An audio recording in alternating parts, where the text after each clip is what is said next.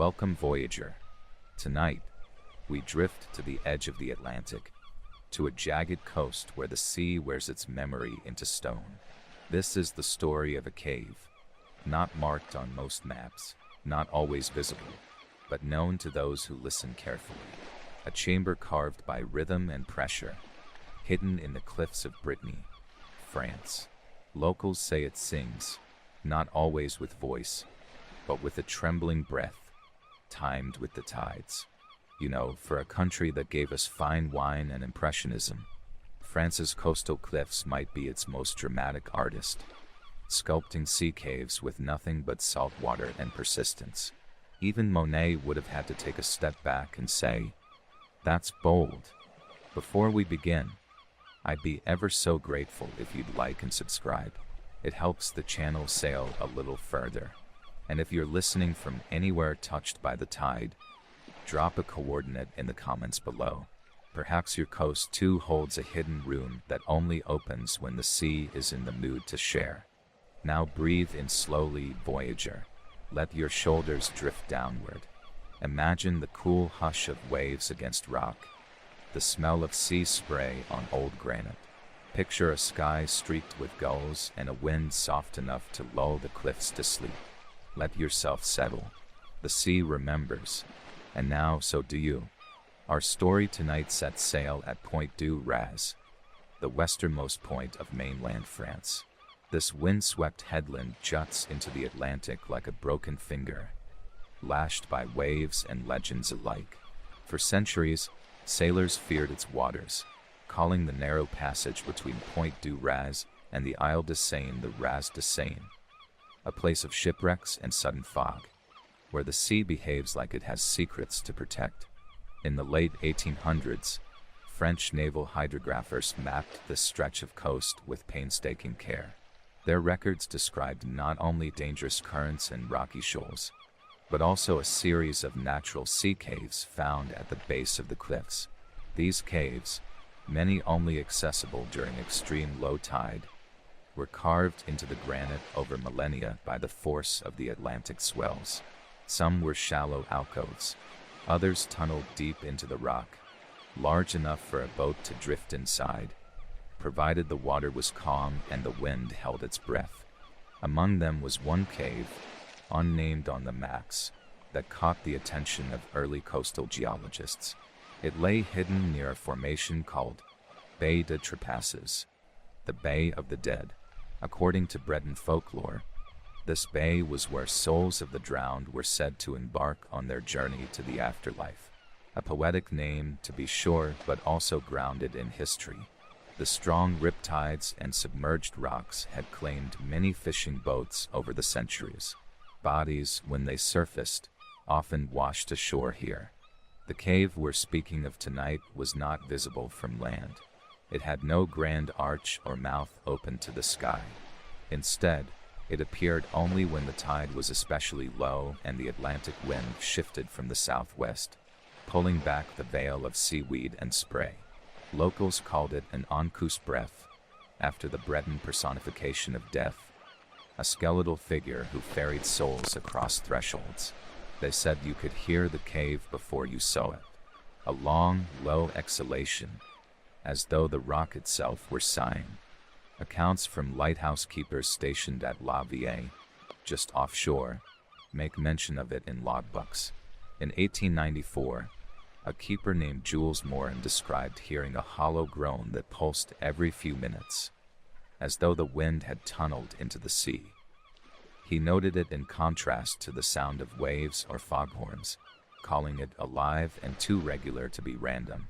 He later joined a local naturalist to investigate the coastline during a spring tide, the period when the moon and sun aligned to cause the most extreme ocean levels. What they found, according to Morin's journal, was a narrow crevice exposed for less than 20 minutes, just wide enough for a man to slip through sideways.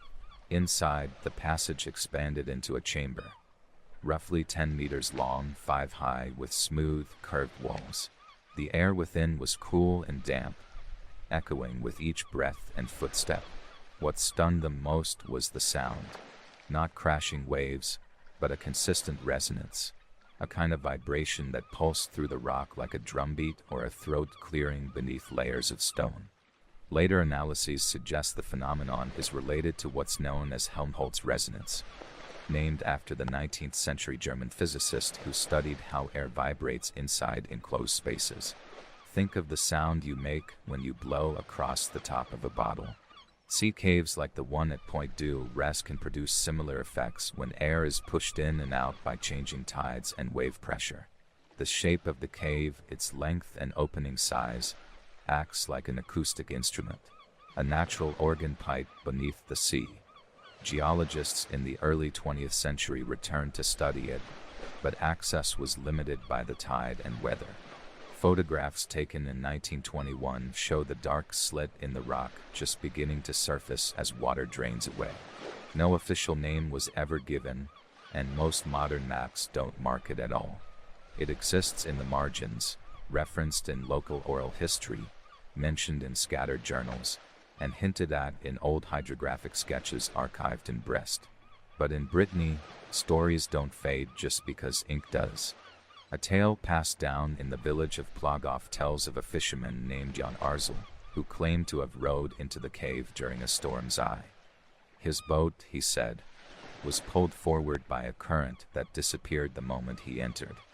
He described the sound as like sleeping beside a giant's heartbeat, and swore that inside, the air carried the scent of wet stone and something older, lichen, maybe, or salt that had never seen the sun.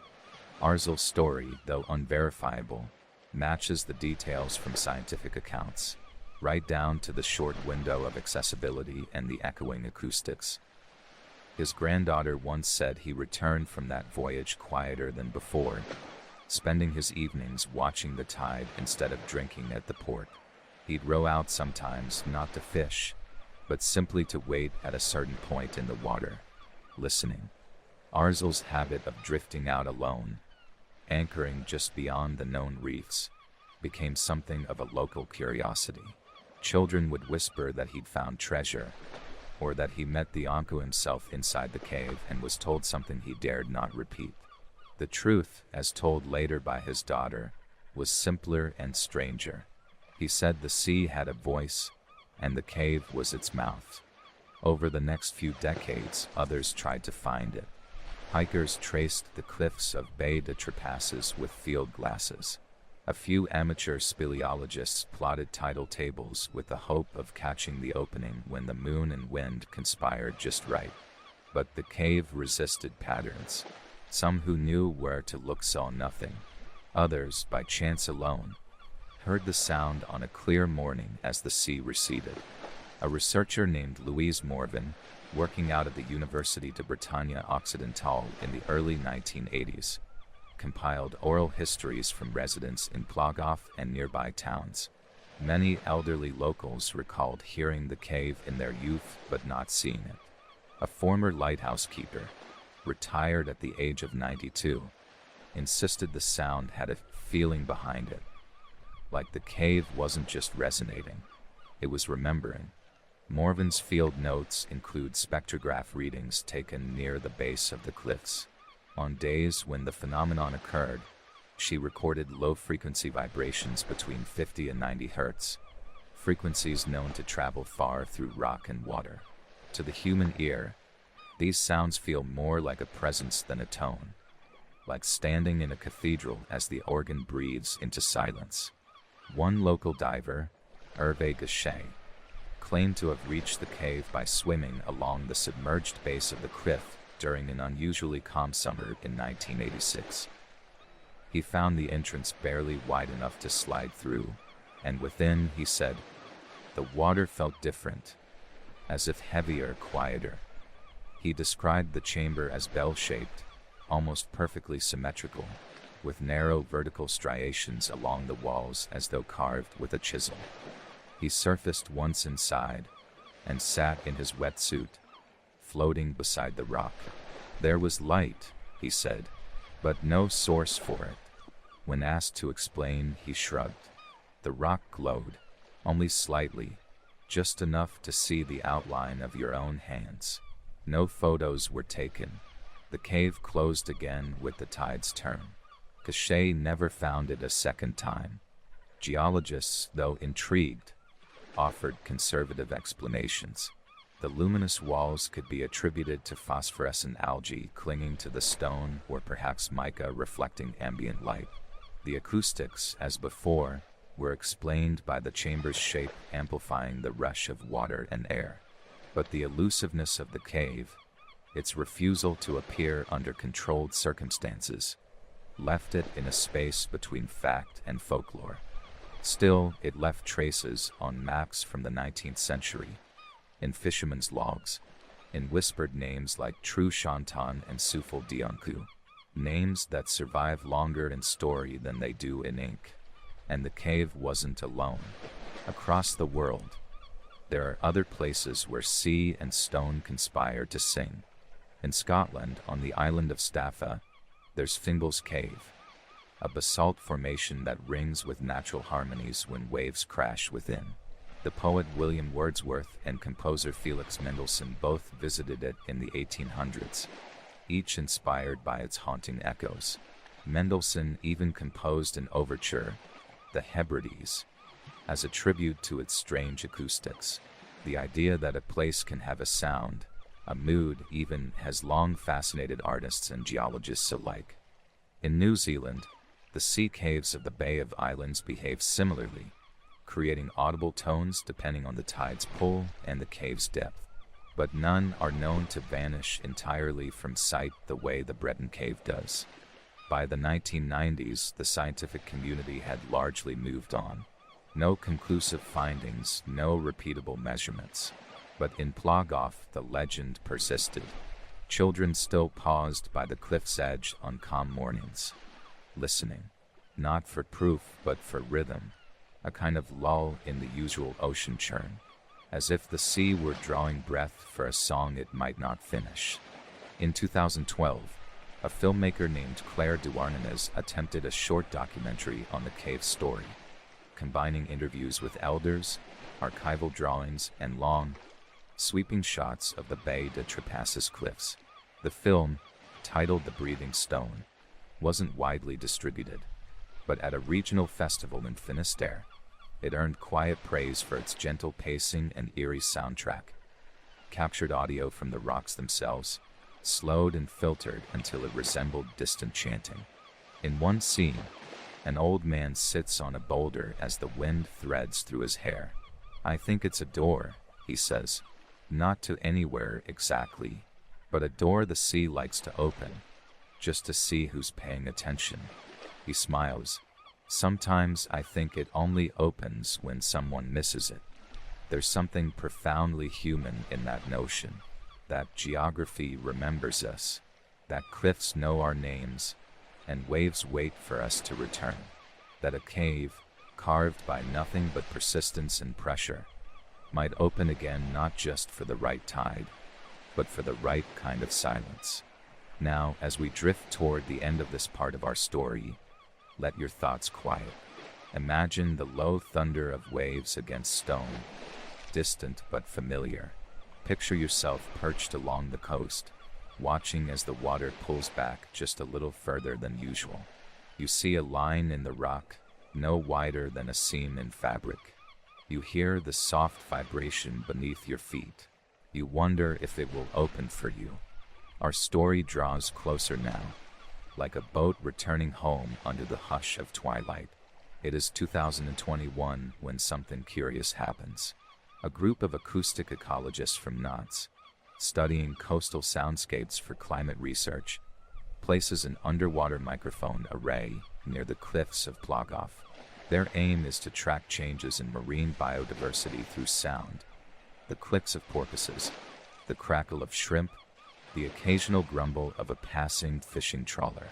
But in one of their data files, time-stamped just after dawn on a still September morning, they find something else.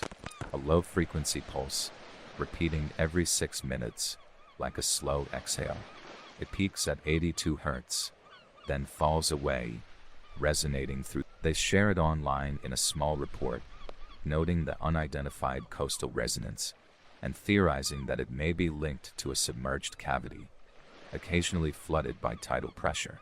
But those familiar with local stories, those who grew up with Arzel's Tale, or Théophile Marchand's journal, or who've read Louise Morvan's quiet field notes, recognize the sound immediately.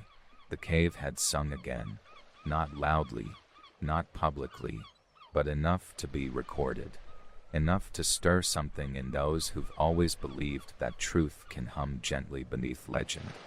Later that same year, a painter from Quimper named Elise Trebern walks the cliffs with a sketchbook, chasing morning light across the channel. In one of her entries, scribbled hastily along the side of a watercolor wash, she notes that the sea was restless, but whispering. She draws a narrow cleft in the stone and labels it presque un bouche, almost a mouth. That image finds its way into an exhibit at a small gallery in Brest titled Cartes de Mémoire, or Maps of Memory. The painting hangs in a corner, largely unnoticed until a visitor, a geologist from Marseille, pauses before it for nearly 20 minutes. When asked what he sees, he replies, "I think the sea wants to be heard, and it chooses very carefully who it speaks to." It's easy to dismiss stories like this, a cave that opens and closes with no schedule, a sound that carries intention, a chamber that hides not just behind tides, but behind time itself. But if you stand quietly enough by the water's edge, you begin to understand why people believed it. Because belief, like a cave, doesn't need to be seen to exist. It only needs to be heard. And the science doesn't contradict the legend. It dances with it. Blowholes and sea caves do form breathing structures. In areas with a steep drop-off or submerged hollow, pressure changes can force air through narrow passages in ways that mimic wind instruments. These caves don't hum at random.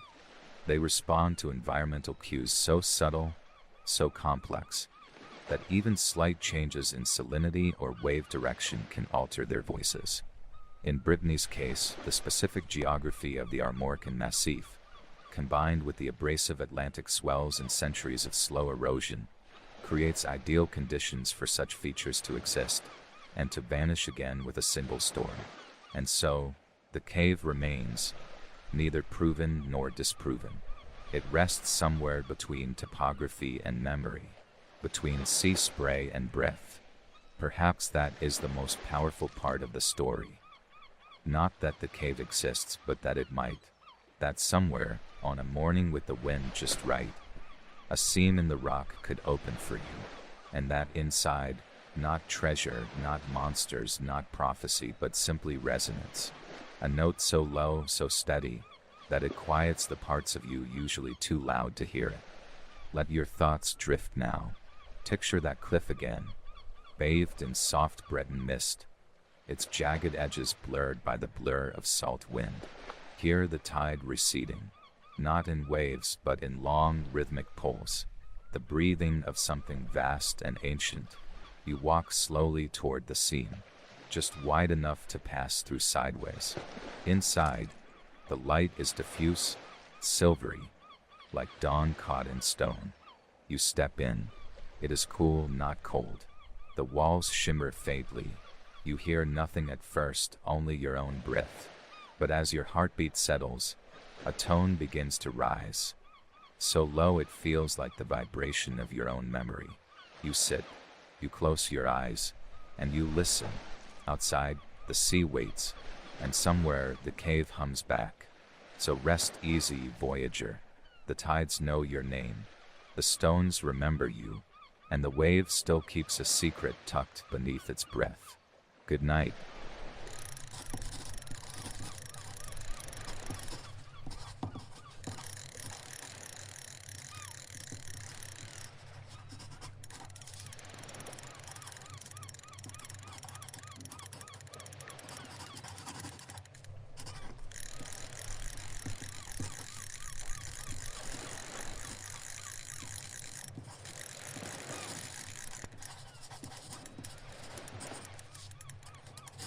Welcome, Voyager. Tonight, we turn our gaze skyward, not to follow the stars or trace forgotten constellations, but to watch for something far stranger. Not birds, not rain, not drifting sails in the windless blue. No, tonight we wait for fish, because in a little corner of Honduras, in a town stitched between green hills and quiet roads, people say the ocean sometimes floats upward and falls from the clouds. They call it lluvia de peces, the rain of fish, a soft, silvery tumble from sky to street, as if the sea grew homesick for the land. We'll wander the warm cobbled edges of Yoro, the town where it rains what should never fly, and ask how such a thing can be, and perhaps gently we'll answer. They say meteorology is the only science that, when wrong, still gets to be on television. But imagine being so wrong, it rains sardines in your forecast. If you enjoy drifting through these strange coordinates with us, don't forget to like and subscribe, and leave your own coordinates in the comments. Let us know where you're listening from, especially if something odd has ever fallen from your sky. Maybe your place holds a story too, waiting to be told in another gentle night's wander. Now inhale deeply just once. Feel the stillness settle like warm mist around your shoulders. Let your thoughts drift. Let the air soften. Imagine wet stone beneath your bare feet, the soft scent of ozone after a storm, the distant hush of palm leaves brushing against rooftops. Let the weather inside you match the quiet weather outside. And listen, our story tonight begins in the hills of Yoro, in northern Honduras, where something remarkable is said to happen, not once in a lifetime, but nearly every year. It usually begins in May or June. The skies gather, slow and silking, heavy with storm. Then the rains come, sudden and thick, not gentle showers but full, drumming, unrepentant tropical downpour. Thunder mutters along the ridgelines. Streets flood, tree roots drink deep. And then, as the storm quiets and clouds drift on, the people step out and find the fish. Not one or two, not the leftovers of a child's prank, but hundreds, small, silvery, gasping, sometimes still alive, squirming among puddles in the mud. They cover the streets, nestle in ditches, and scatter across gardens and rooftops. Some claim they arrive already cooked by lightning. Others swear the fish are a species not found in any nearby rivers. Locals have believed in it for well over a century, perhaps much longer. The first formal mention appeared in the 1800s, in documents left by Spanish missionaries, who described the miracle of fish from heaven as something both divine and routine. Later, in the 1970s, a team from National Geographic visited the town and, reportedly, witnessed the phenomenon, though whether they saw the fall or just its strange aftermath is still uncertain. Today, it's as much celebration as mystery.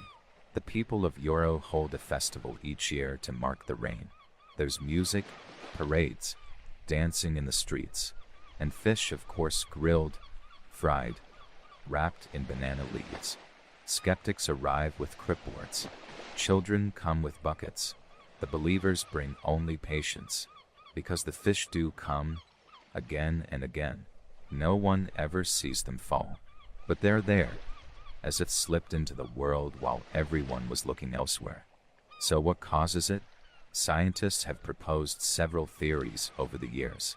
One of the more accepted explanations involves waterspouts, tornado-like columns of air that form over the sea and can suck up small marine life into the sky. The theory goes that these waterspouts might form miles away on the Caribbean coast, scoop up schools of fish, and carry them far inland before releasing them during a storm. But Yoro is over 100 kilometers from the ocean, and the fish found after the rains are almost always freshwater species, not saltwater. In fact, some studies conducted by biologists suggest that the fish may come from underground, that they aren't falling from the sky at all, but rather being washed up from subterranean streams or flooded caves beneath the town, brought to the surface by the intense rainfall, forced upward by pressure and rising water tables. But Yoro is over 100 kilometers from the ocean, and the fish found after the rains are almost always freshwater species, not saltwater. In fact, some studies conducted by biologists suggest that the fish may come from underground, that they aren't falling from the sky at all, but rather being washed up from subterranean streams or flooded caves beneath the town, brought to the surface by the intense rainfall, forced upward by pressure and rising water tables. Still, the idea of fish from the sky is not unique to Honduras. Across the world, in places as far as India, Sri Lanka, and parts of Australia, similar reports have surfaced. In 2004, hundreds of small perch reportedly fell from the sky in Kerala, India, after a particularly violent monsoon. In Thailand, villagers once gathered armfuls of fish after a rainstorm in the northern hills. Even in the United States, there are records, most famously in Texarkana, where in 2021 a storm left dozens of fish strewn across parking lots and schoolyards. There is something deeply unsettling and beautiful about the idea that the sky, for a brief moment, becomes an ocean, that clouds might contain memory, or mercy, or just a bit of confusion. In Yoro, though, it's more than weather. It's folklore, it's faith, it's biology and mystery and Sunday afternoon combined. A story that has been passed from grandparents to grandchildren, not with scientific rigor but with the tone of something true. Not provable necessarily, but certainly believable. There's a difference. People tell of times when the fish came in such numbers they clogged the gutters and had to be swept away like autumn leaves. One woman recalled walking barefoot and feeling them wriggle under her soles. Another claimed she heard them before she saw them. A faint ticking sound like raindrops on a tin roof, only heavier, softer. And always it comes with the rain. Always it begins with thunder and ends with silver. No one has ever photographed them mid-fall. No scientist has caught them tumbling through the air. Yet every year after the storms they are there. Not just scattered on open ground, but sometimes tucked into baskets left outside, or nestled beneath trees, or found squirming on rooftops with no access from below. It's as though the earth itself exhales them, or the clouds slip them from a fold in their hem, like forgotten coins. There is a particular kind of calm that follows one of these rains. After the awe, after the gathering, after the questions and the cameras, the streets fall quiet, just puddles and shimmering, glistening scales in the dust. It is not a miracle that shouts. It doesn't demand belief. It waits. If you ask the elders of Yoro, they'll speak of the late priest, Father José Manuel Subarana, a Spanish missionary who came to the region in the mid-19th century. Subarana is said to have been deeply moved by the poverty he found. Food was scarce, the soil harsh, and so, the story goes, he knelt and prayed, long and hard, for 3 days and nights, that God might provide sustenance for the people. On the 4th day, the skies opened, and the fish came with the rain. From then on, the phenomenon repeated itself, almost always after especially strong storms, as if in response to that original, desperate prayer. Whether this legend is rooted in reality or not, it has become a core part of the narrative. A miracle not bound to one time, but returned each season, as if on a vow. There's something poetically cyclical about the idea. Storms, prayer, rain, fish, need and gift. Nature responding not just with punishment or indifference, but with kindness, or at least with surprise. To understand how fish might survive such a journey, be it from sky or subterranean chamber, scientists have noted their peculiar resilience. Many of the species recovered after the rains are small, hardy, and capable of surviving brief periods without water. They seem dazed, certainly, but often recover if placed quickly into nearby streams. Some are taken home and cooked. Others are gently returned to the rivers by children, as though putting something odd and precious back where it belongs. And Yoro's landscape supports such oddities. The geology of the region includes porous limestone, riddled with underground passages and aquifers. In rainy seasons, water pressure can change dramatically in such networks. A sudden surge could, in theory, displace whole pockets of life and push them upward through cracks or sinkholes. What the eye sees on the surface, a dry street, a puddled road, is not the whole truth of what lies below. The earth breathes, too, and sometimes it breathes fish. In 1997, Honduran TV stations aired footage of locals collecting hundreds of small fish off the pavement following a storm. The footage is grainy, but earnest. Smiling children hold buckets aloft. A man lifts one from the ground and shows the camera. They appear again year after year, never on the same day, never with a warning. No alarm is needed. The town waits, and the fish arrive. Some villagers claim the fish are always the same kind, blind, white, like creatures that dwell in darkness. Others report more variety, including tiny catfish or sardine-like swimmers. Reports vary, and perhaps they should. Memory is a tide. What it leaves behind shifts each time it comes to shore. The people of Yoro don't all agree on what the phenomenon is. For some, it is science partially understood and still unfolding. For others, it is a gift, unwrapped not by explanation but by experience. For most, it's both, and that coexistence is where the story breathes best. Because the rain of fish, as unlikely as it may sound, is not a fairy tale born of distance or ancientness. It is current, it is calendar marked, it is filmed and photographed. And yet, even with modern tools and inquiry, it resists full capture. It remains soft around the edges, like fog, like folklore, like a dream you half remember on waking. In that way, it resembles other phenomena around the world that blend meteorology with myth. In Japan, there are stories of amifurshi, rain summoners, spirits said to bring storms as omens or gifts. In Norway, legend tells of fiskren, fish rains said to follow after great offerings to the sea gods. In India's Assam region, frog rains are spoken of, with tiny amphibians falling like droplets after heavy monsoons. Each culture, faced with the improbable, seems to wrap its explanation not just in weather patterns, but in wonder. Perhaps what makes Yoro's fish rain different is its persistence. Most fishfall stories around the world appear once or twice, anomalies in the historical weather record. But Yoro's tradition continues. Its story is still being written each season, with muddy footprints and silver scales. In 2003, a scientist named Oscar Fernandez, working with the National Autonomous University of Honduras, tried to catalog the types of fish found after the rains. His findings were never fully published, but he noted that many of the specimens lacked pigmentation, a sign, he suggested, that they had lived in darkness. Perhaps, again, in those underground streams. Perhaps in places untouched by sun or surface.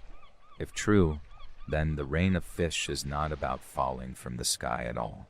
It is about emergence, about something rising briefly into our shared world from one we do not often see, like deep-sea fish caught in nets, blinking at the sun, like old stories surfacing in new mouths. So many things in life are like that. Myths that brush against science, nature that gestures toward story, weather that delivers surprise instead of destruction. A child once told a visiting reporter that the fish come because we are lucky. And when asked what he meant by lucky, he simply said, because they come to us. There is a certain hush in that logic. Not everything must be understood to be appreciated. Some truths come in puddles and shadows and whispers, and sometimes they come with rain. In Yoro, it's just something that happens. In other places, it might be a fable. Here, it's fish, And what of the sky? If the fish do not fall from it, at least not in the theatrical, feather-light way we imagine, then why do so many insist they do? Why has the image held on for so long? That of dark clouds rolling in, the first crack of thunder, and then the silver rain. Fish falling like stories, like stars, like forgotten wishes. Maybe because it's beautiful. Maybe because the idea of the sea returning its children to the land through the clouds is a kind of quiet poem we've always wanted to believe in. That there is a soft cycle, a communion between worlds. That the boundary between sky and sea and soil is not so fixed after all. That sometimes, if only for an hour, the rules rearrange themselves. Fishermen in Euro have a word for it that they murmur without thinking: condition. A blessing, not a phenomenon, not a weather event, not a question to be solved. Simply a moment to witness, a soft rearrangement of what's expected. Children chase the puddles barefoot. The streets are wet and worn. There is laughter, but it is subdued, as if the air itself has a hush stitched into it. Fish are gathered carefully, placed into bowls or buckets, or, in some households, laid onto banana leaves to dry in the sun. Not wasted, not celebrated with drums or banners, just received. Each family has its own little ritual. Some fry them with plantains and lime. Others preserve them with salt for leaner weeks. Some keep one fish aside, uneaten, uncleaned, set in a small jar by a windowsill. Not quite a relic, not quite a token, just proof, or maybe a reminder, that the earth still surprises us, that not all magic needs trumpets and fire. And outside Euro, the world continues. Some scientists scoff, but gently. There is no hoax here, no deception. Just the maddening difficulty of confirming something that never happens under a microscope. There is footage, yes. There are testimonies, recordings, studies. But what there isn't, what there has never been, is certainty. And what a relief that is. Certainty, after all, tends to close the door. But wonder leaves it slightly ajar, the wind moving through it just enough to suggest that maybe, just maybe, the sea can climb trees and the clouds can whisper fish names in the world, when it wants to, can blur the lines between below and above. It's not a phenomenon that needs solving. It's a lullaby, the seasonal exhale, a reminder that nature is not just function, but also gesture, that the sky may very well offer us a story instead of just rain. And if we gather it quietly, if we accept the story without shouting it into diagrams and headlines, perhaps it will keep coming. There is an old man in Euro, nearly 90, who has witnessed the rain of fish more times than he can count. He sits on his porch in June, watching the clouds, sipping from a tin cup. He doesn't hurry when the winds pick up. He doesn't run to gather. He waits, and when the fish come, he only smiles. They're not falling, he once told a journalist. They're arriving, and isn't that the better word? Arriving, not dropped or dumped or conjured. Not miracles that demand applause, just small arrivals, quiet affirmations that the world still moves in rhythms older than radar, older than science, older than even prayer. Rhythms that don't need naming to be real. In recent years, the festival of the Uvea de Pacis has grown. Tourists arrive in Euro hoping to glimpse the event, to film a falling fish, to make sense of the story. But often they miss it. They sleep in the wrong inn. They leave too early. They blink. Because the fish do not follow schedules. They do not announce themselves. They arrive like dreams, halfway into waking. Some say they choose their audience. Others say it is the Earth's secret to keep. A dialogue not for headlines, but for hearts that still know how to listen. In every corner of the world, there are stories like these. Places where the elements don't behave, where rivers run backwards during full moons, where birds forget to migrate, where lightning dances on calm lakes. We often label them anomalies, We archive them into footnotes. We try to solve them like puzzles. But sometimes they are meant to be held, not solved. They are not riddles. They are lullabies. And tonight, as you lie in the soft hush of your room, with the faint hum of your world winding down, imagine the sky not as a ceiling, but as a door. And imagine for a moment that beyond that door is a sea, and that sea remembers you, and that every now and then, when the clouds are heavy enough and the winds are warm enough, it sends something back. Something small, something silver, something that once swam in silence and now lands, soft and shining, in your open hand. That is what Euro believes. Not that fish fall from the sky, but that the world remembers. And sometimes when we are quiet, it answers. Thank you for drifting with us through tonight's gentle tide of wonder. If this story brought you calm or curiosity, leave a like and subscribe to stay close to our quiet cartography. And if your skies have ever surprised you, drop a coordinate in the comments. Perhaps your story will be the next to rise like mist from the land. Sleep well, Voyager. May your dreams be soft as rain, and your questions always be met with hush and awe.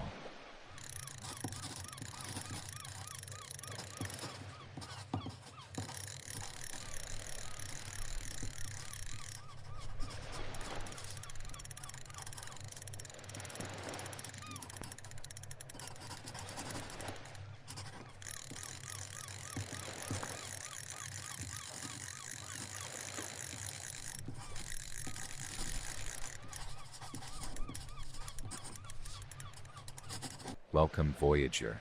Tonight, we walk where the ocean steps aside, a tale told in hours, in moments measured by seaweed clocks and tide-worn paths. This is the story of a disappearing island, a patch of stone and grass that appears only when the sea agrees to let it. In the archipelago of Orkney, off Scotland's northern coast, there exists a landform so shy it must be timed with a watch and a prayer. A tidal island, they call it, visible only for a few quiet hours each day, before the sea returns to smooth its footprints away. You know, they say some land is so private it makes you knock before stepping on it. But in Orkney, it's the sea that holds the key, and the lock is made of salt and patience. Before we step across this shifting causeway, don't forget to like and subscribe. If these meandering stories call to you like a distant bell through fog, drop a coordinate in the comments. Let us know where you're listening from, and perhaps your shore hides a tale worth telling next. Now, allow your breath to slow just a little. Let your thoughts settle like sand in a tidal pool. Close your eyes if you like, or keep them half-lidded like a lighthouse dozing at dusk. Feel the soft hush of brine in the air, the murmur of waves kissing stone. Let the tide of sound draw you in, and gently anchor your mind to stillness. Our story tonight begins, as many do in these northern islands, with wind and rock and a thread of memory that loops through generations like a knotted rope. Just south of the larger island of Sandy lies a tidal islet known locally as Head. It does not appear on most modern maps by name, and you won't find it listed in travel guides. But among older residents, especially the fishermen and the keepers of folklore, it is spoken of with a certain reverence. Not for its grandeur, it is barely the size of a football field at low tide, but for its behavior. The island is accessible by foot only twice a day. Each window is brief, just over an hour before the sea creeps back across the sandbar that connects it to the mainland. To walk to Head, one must understand the sea like a living thing. You must learn its moods, its rhythms, and more importantly, respect its authority. It was first formally noted in an 1832 maritime survey commissioned by the British Admiralty, led by hydrographer George Thomas. His notes mention a low stone reef that becomes dry at ebb, with signs of habitation or former structure. The phrasing is peculiar, former structure, as there is no known record of buildings on Head, and yet fragments of stone worked by hand, do exist along its southern rim. Square cuts, as if part of a foundation, now partially swallowed by lichen and time. Local oral histories speak of a croft, a small dwelling, used by a reclusive widow in the early 1700s, said to have lived alone among the seabirds, tending a garden of sea kale and wild leek. But the tides eventually made permanence impossible. She left, or so the story goes, one autumn storm when the sea forgot to recede, and never returned. Much of Orkney is shaped by such whispers. It is a place where history and myth share a pillow. Clet Head is not alone in its vanishing act. Across Britain's coasts there are dozens of tidal islands. St. Michael's Mount in Cornwall, Lindisfarne in Northumberland, Burgh Island in Devon. But Clet Head is different. It does not boast chapels or castles or inns. It does not light up for tourists. It waits quietly for the attentive. What makes these islands possible is a geological formation known as a tombolo, a natural land bridge formed by the deposition of sand and gravel, connecting an island to the mainland. These connections are delicate, formed by prevailing wave patterns and currents, and constantly shifting. In Clet Head's case, the tombolo is so narrow that even a mild shift in wind or current direction can flood it unexpectedly. In 1937, a postmaster named Alistair Muir kept a detailed weather journal in Sandy. His notes described how Clet Head's visibility fluctuated not just by tides but by atmospheric pressure. Barometer fell sharply last night, he wrote on June 14th, and the sea came in faster than the moon allowed. That poetic phrasing, faster than the moon allowed, might not hold up to strict oceanography, but it captures something true. For tidal islands, the moon is a landlord, and every step on dry sand is a rented moment. Muir's journal also includes hand-drawn maps, annotated with walking times based on lunar cycles. One footnote, written in faded ink, reads, "Never go after the bell sounds twice." No one knows what bell he meant. Satellite imagery today confirms the presence of a tombolo connecting Clet Head, barely 2 meters above sea level at its highest point. Vegetation surveys show wild thyme, thrift, and sedum clinging to its center. Birds nest there in summer, mostly Arctic terns and oystercatchers, and they arrive just before the solstice, as if waiting for the sea's permission. An ornithologist named Fiona Bell published a paper in 2011 on migratory patterns in Orkney's smaller islands. Her team noted that the birds seemed to favor Clet Head despite its instability.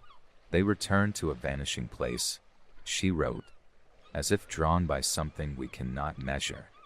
Perhaps memory, perhaps sound. And indeed, sound is part of Clet Head's story. Walkers who have made the crossing speak of a strange hush that falls when you step onto the island, as if the sea, having parted for you, now listens. Wind passes differently there, not louder but more purposeful, a kind of focused stillness, as if even the gulls know the clock is ticking. There is no marker on Clet Head, no plaque or flag, but those who have walked there leave offerings, small stones arranged in spirals, shelves placed in lines, not for worship perhaps but in thanks, as if to say, I was here and the sea allowed it. It is not uncommon for visitors to become stranded. In 2004, a couple misjudged the return tide and had to be rescued by a passing trawler. The man later told local radio, "We thought we had more time, but the sea was quicker than memory."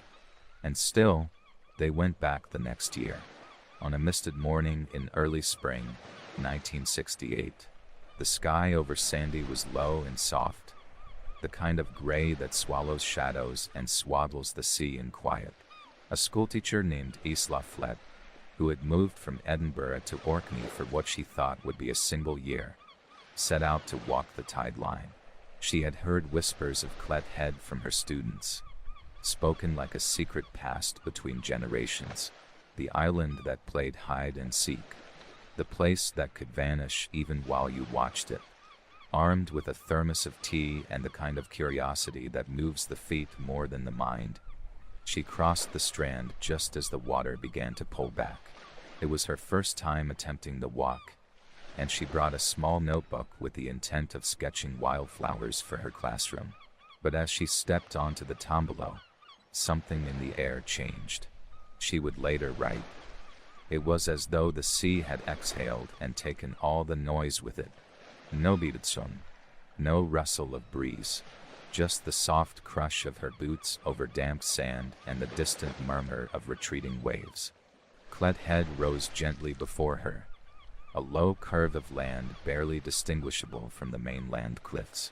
From a distance, it appeared unremarkable, but as she reached the island's edge, she noticed something strange.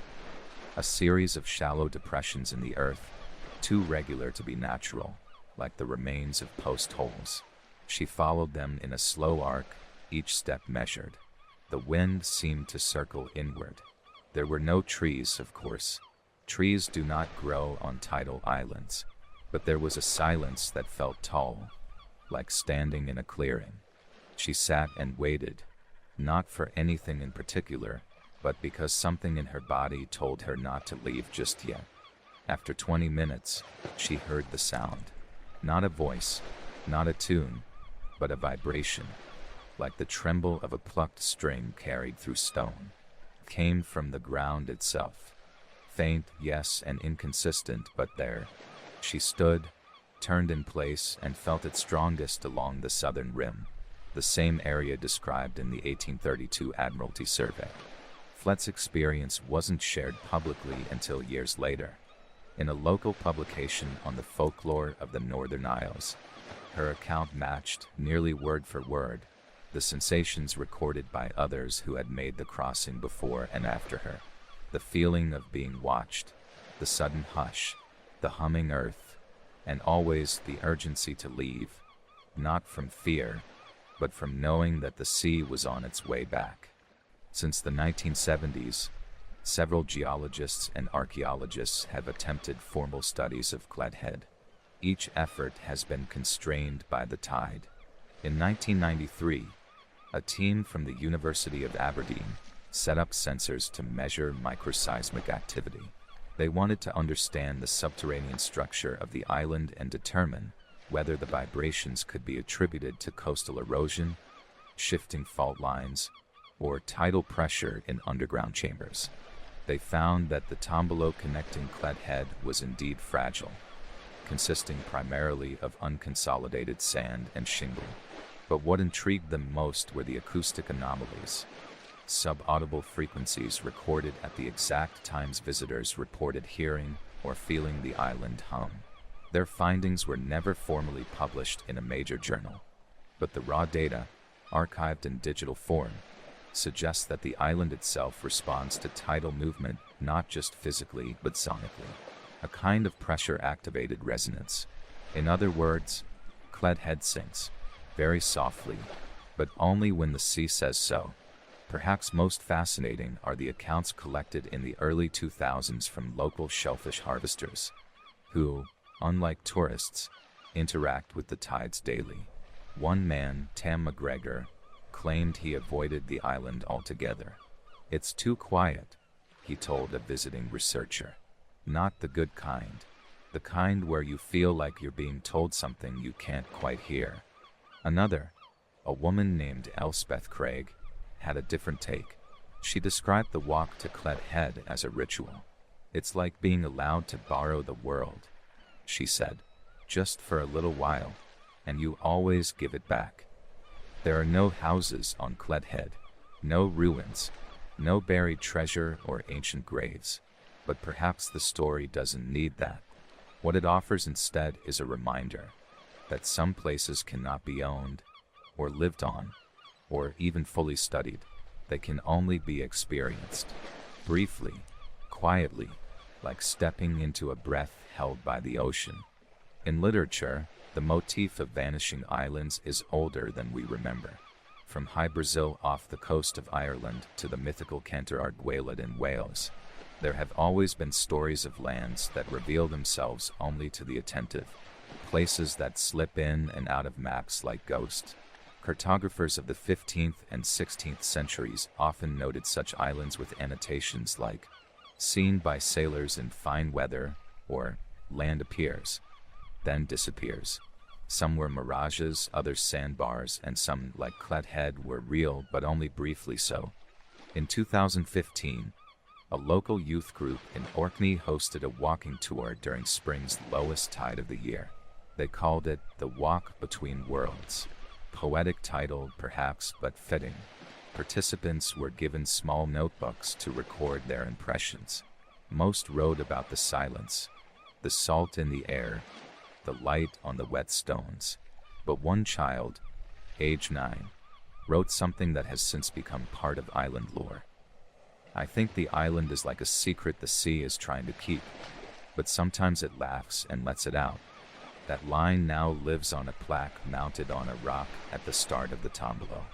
It's not always visible, depending on the tide, but when it is, it reminds walkers that they're stepping not just onto land, but into story." By 2020, Clet Head had become something of a local pilgrimage. Still not marked on many maps, still not commercialized, but known, passed down by word of mouth and careful timing.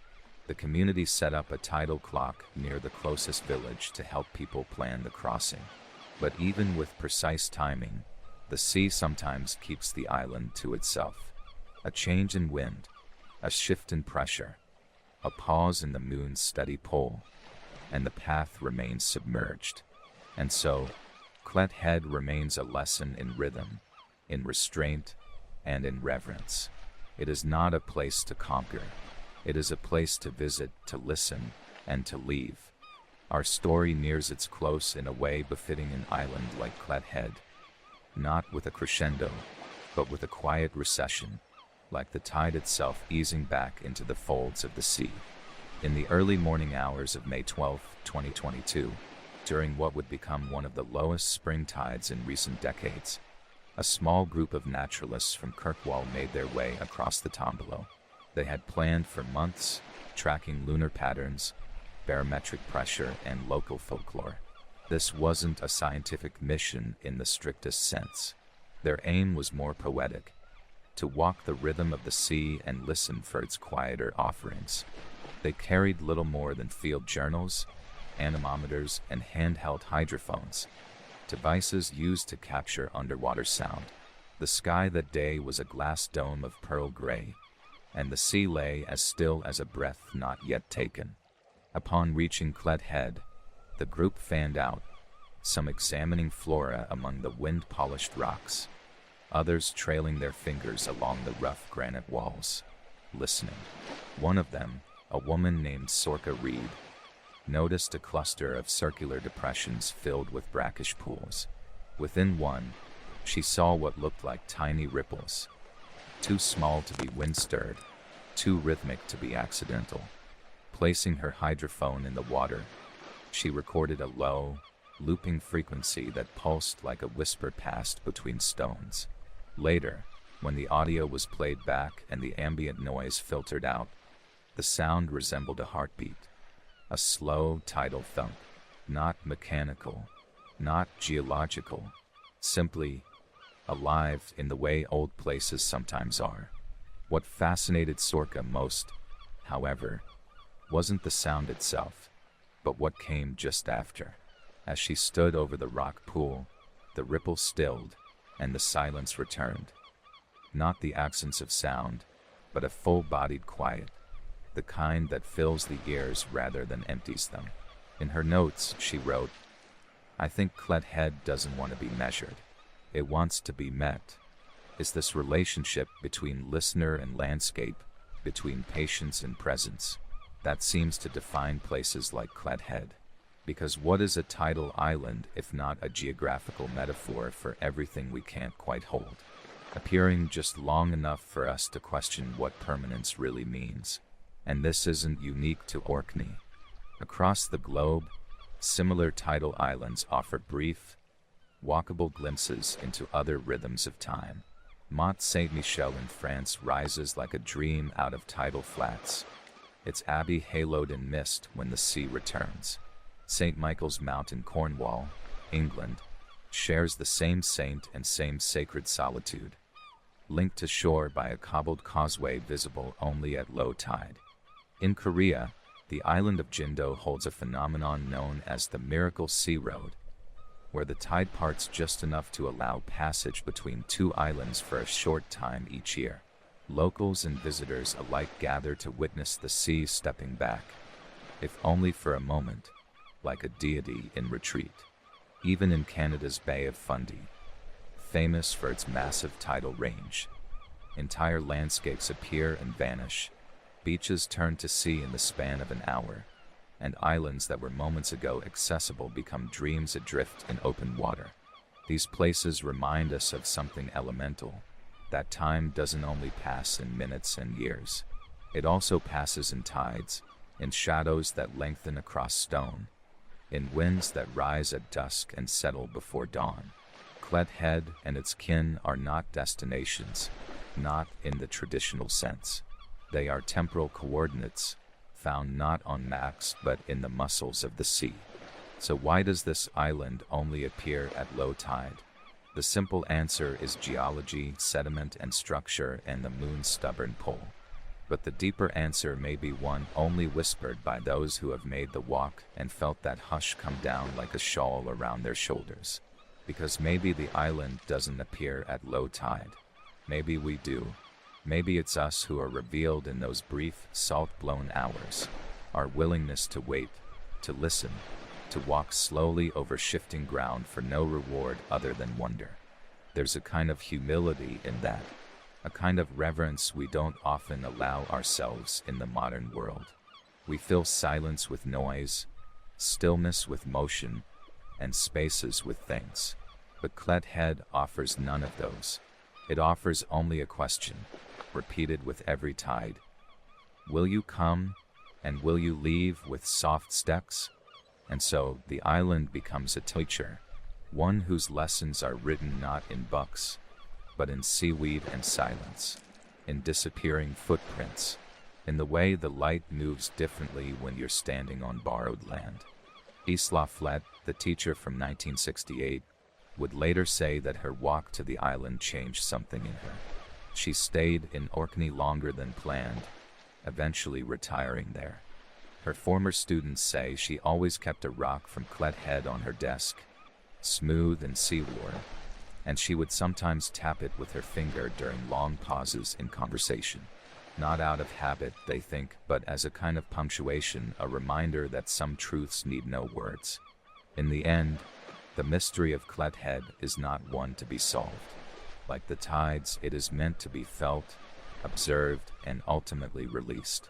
Perhaps, one day, you too will stand where sand gives way to sea, and watch as the path unfurls like a ribbon thrown across the water. And when you reach the island, you'll know to keep still, to listen, and to feel the earth murmur beneath your feet. And maybe, just maybe, you'll hear it hum back. Thank you for sailing through this soft moment of tide and stone. If this story found you at the edge of sleep, or stirred a memory of a quiet coastline, please leave a like and subscribe for more gentle journeys.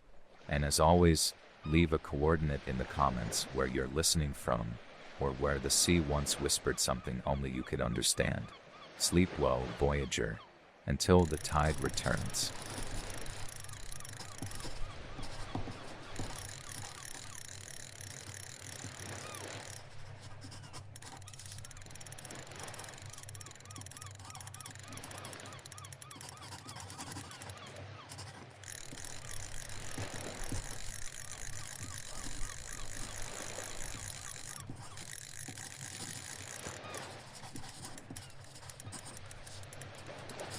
Welcome, Voyager.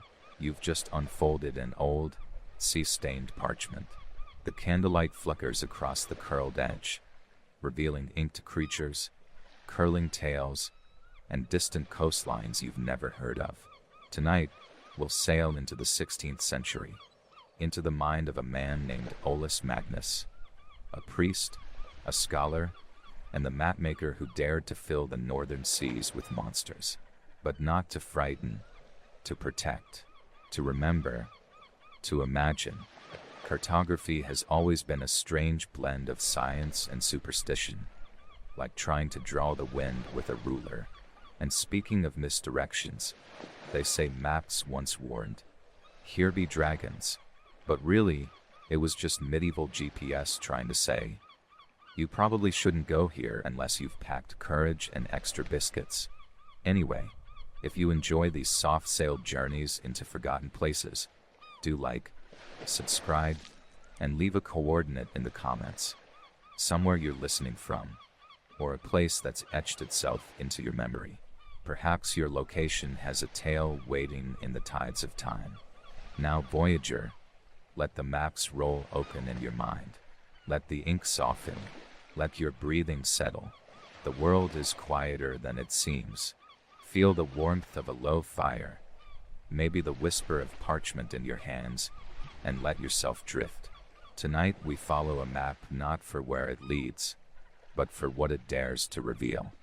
Our story tonight begins in the year 1539, in a Europe tangled with kingdoms, church bells, and superstition. It is the Renaissance, when the world was both awakening and still dreaming.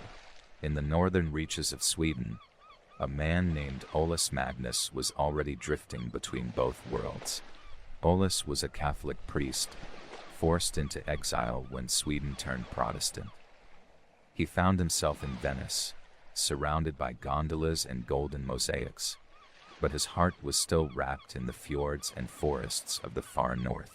Homesick and brilliant, he began to sketch not only maps, but creatures, stories, landscapes that existed half in memory, half in myth.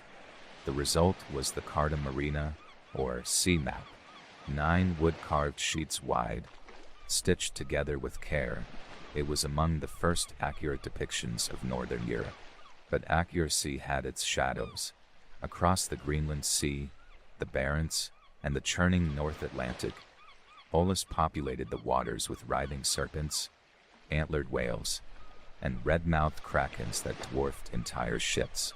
One beast, shown off the coast of Iceland, has its jaws curled open, bearing rows of teeth and a long, spiked tail. Its name? Not given.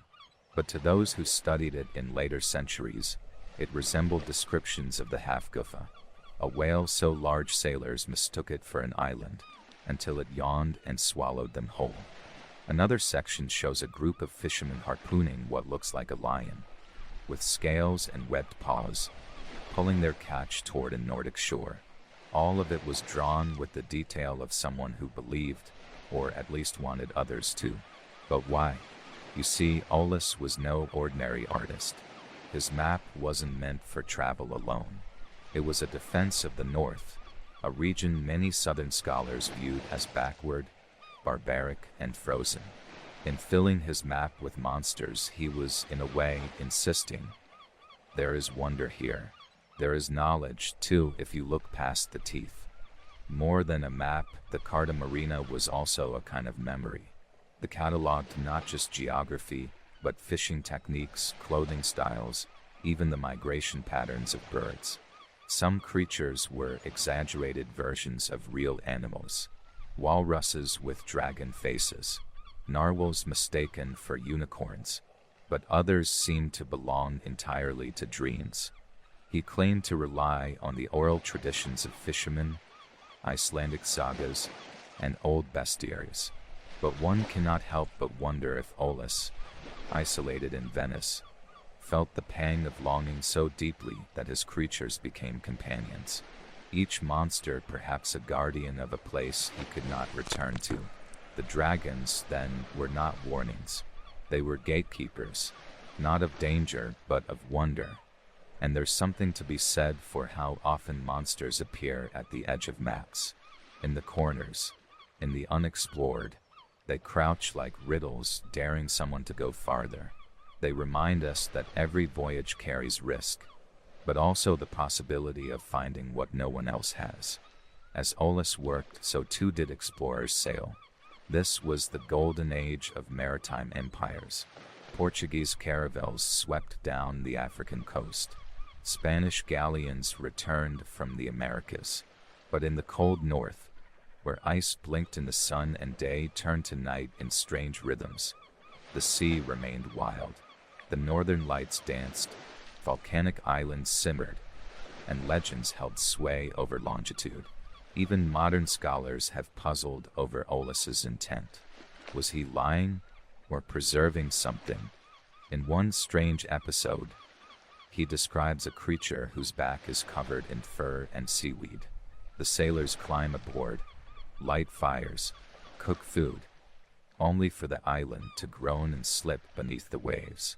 Again, perhaps the half-gufa, or maybe an echo from the Book of Jonah, or Islamic tales of whales that bore prophets across oceans.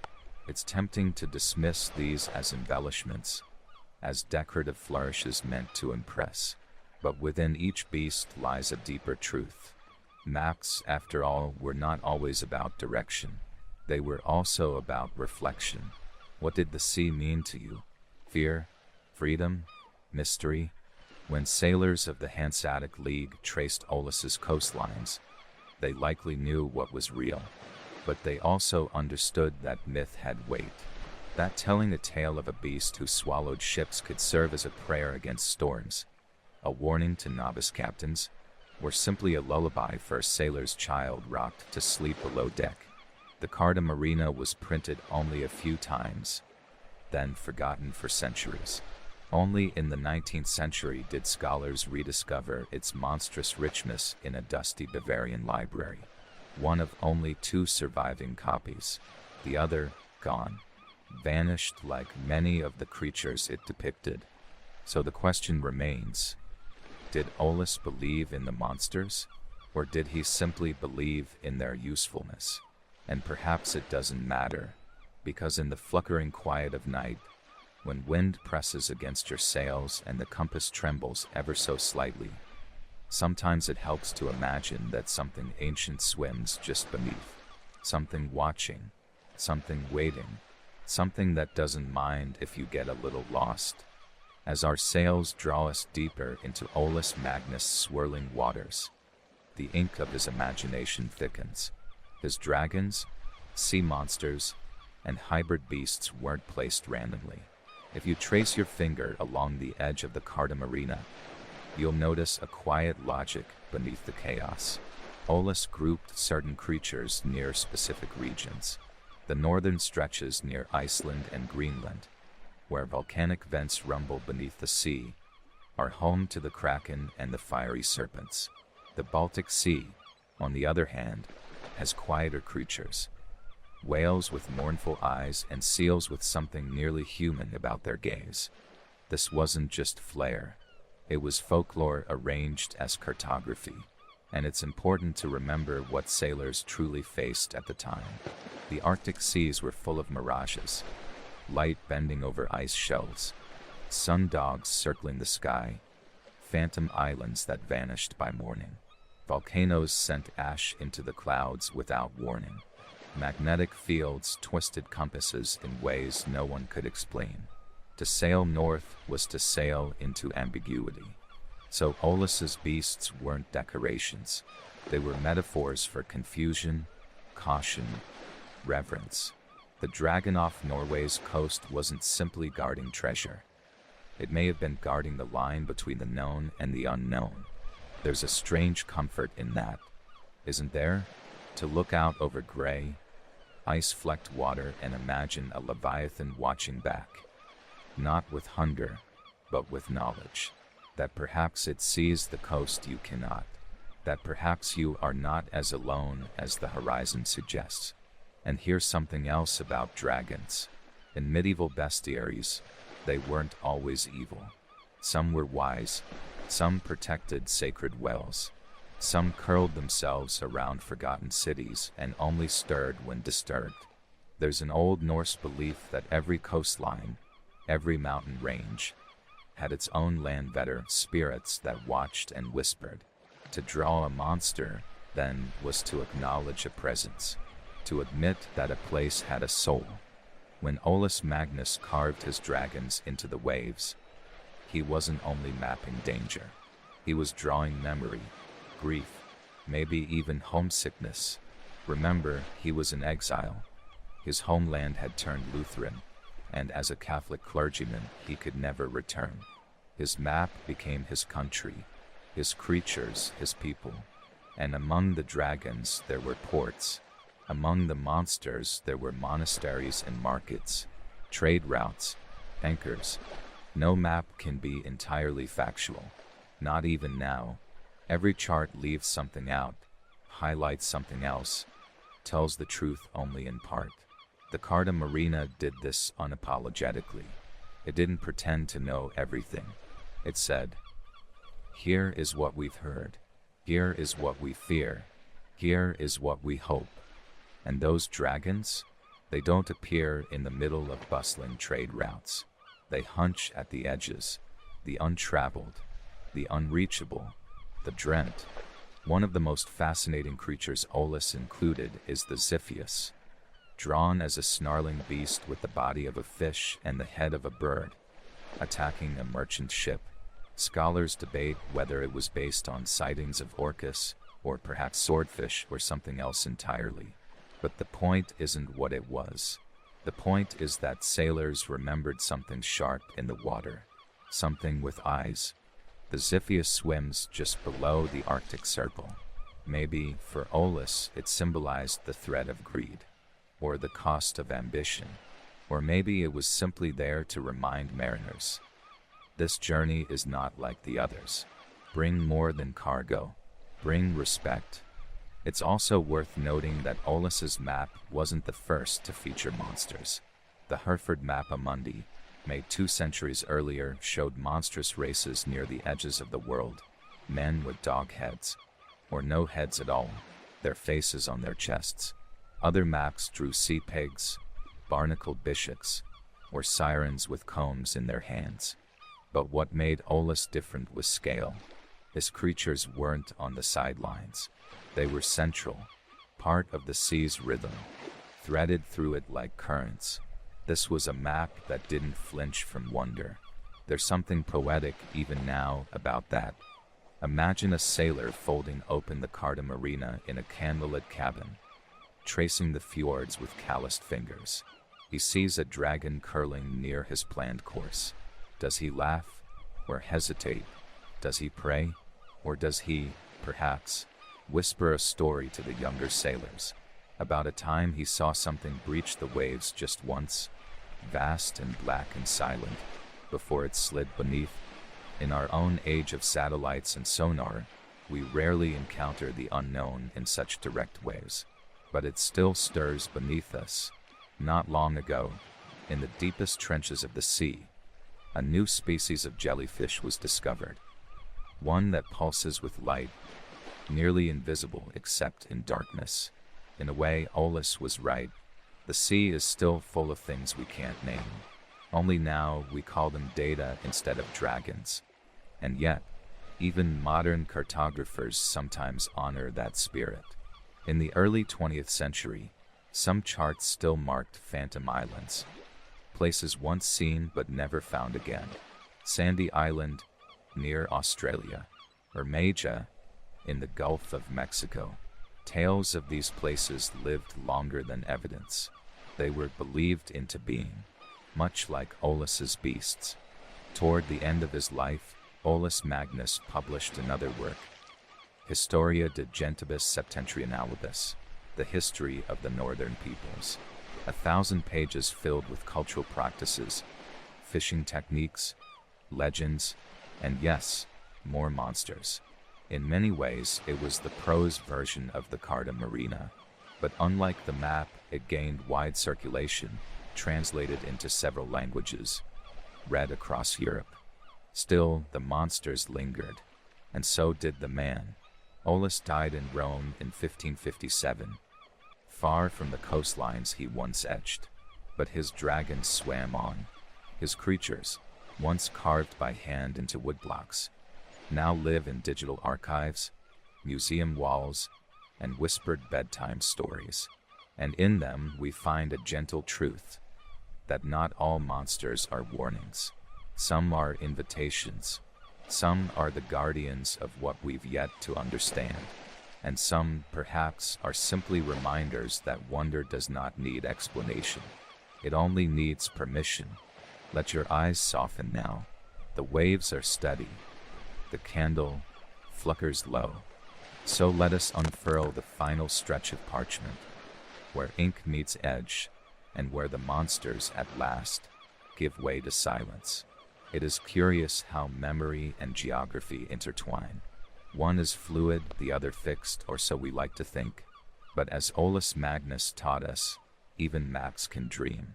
The Carta Marina, that woodcut atlas of beasts and bays, didn't just survive, it inspired. Long after his death, the dragons he carved reappeared in other forms. Children's books began to mention sea serpents with sapphire eyes.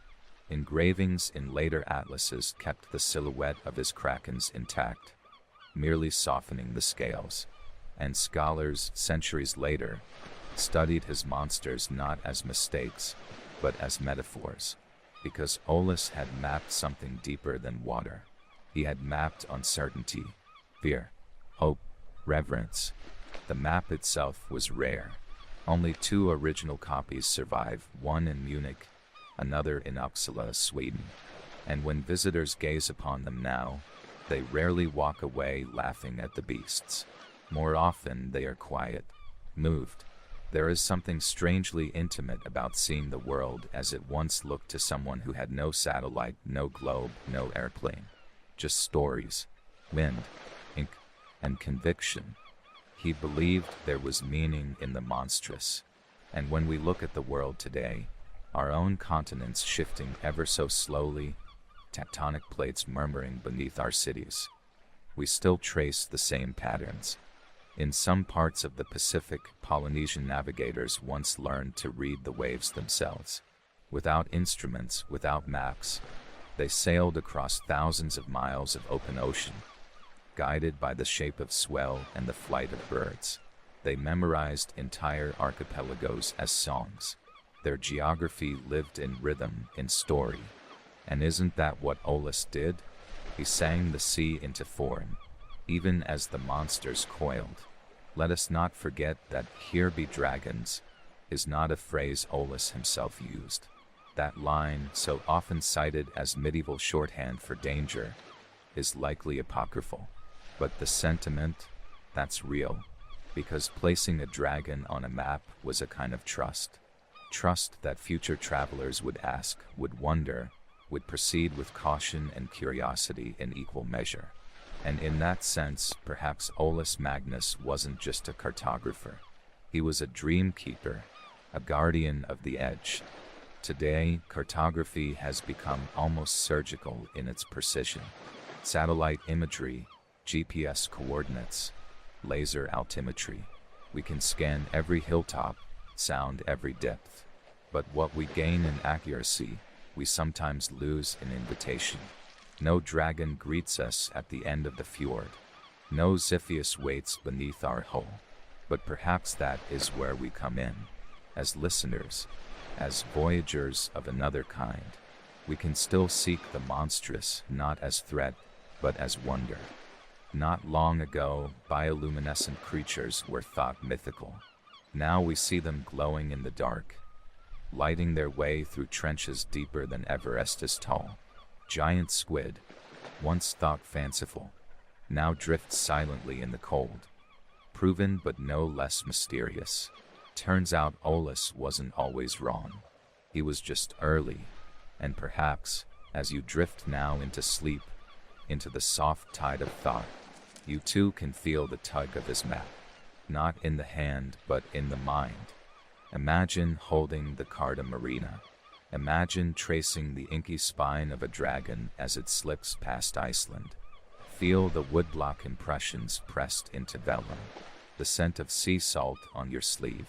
Maybe the monster is watching you back, or maybe, just maybe, it's smiling, because you see the dragon was never meant to scare. It was meant to keep company, a creature for the lonely sailor, a companion for the frightened cartographer, a guardian of the unwritten. So rest easy, Voyager. The map is still open, the candle still glows, and somewhere, far out on an ink-black sea, a dragon curls gently beneath the waves, keeping the world just strange enough to still be beautiful. Good night, and may your dreams chart only gentle waters.